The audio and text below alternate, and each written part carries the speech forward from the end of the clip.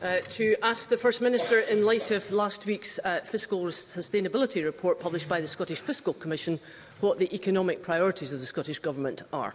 First Minister.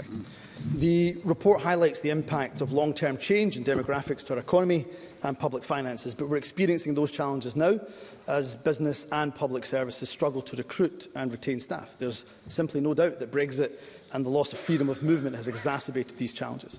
Scotland has distinct economic needs, so the UK Government must give us a formal role in deciding which occupations are on the shortage occupation list. The National Strategy for Economic Transformation sets out the actions we are taking.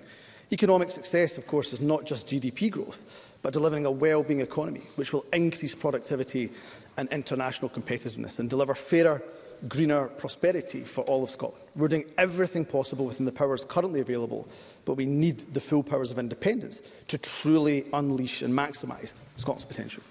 Liz Smith. First Minister, this report paints an extremely gloomy picture of the Scottish economy, most especially in terms of our weaker productivity, our demographic challenges and, in the words of the Scottish Fiscal Commission, the magnitude of the fiscal gap in the Scottish budget for the foreseeable future. So can I ask the First Minister how he intends to address Scotland's substantial fiscal deficit and whether he now accepts that Kate Forbes was absolutely right when she said that current SNP policies simply wouldn't cut it because there had been a lack of focus on broadening the tax base and on economic growth. First Minister. Tell you what, rejoining the EU would certainly help us in relation to undoing the damage that Brexit has done to businesses up and down the country.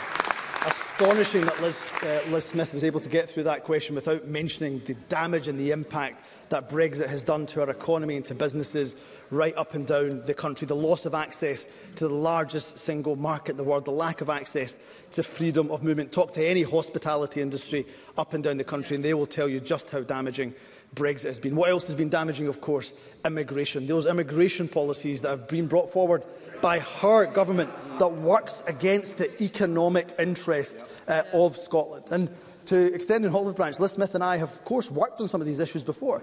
We've worked on, for example, a post-study work visa. The UK Government rejected that. Scotland needs to say in the shortage occupation list. The UK Government have rejected that. They should let asylum seekers work and pay tax. If you talk about increasing the tax base, the UK Government have rejected that. We want to extend the rural visa pilot. The UK Government have rejected that. So we'll do everything in our powers to help the economy, but we're doing it under the constraints of devolution, under the constraints of a Tory government that does not work for the economic interests of Scotland, and we will not be able to make the maximum use or unleash our full potential until we have the powers of a normal, independent nation.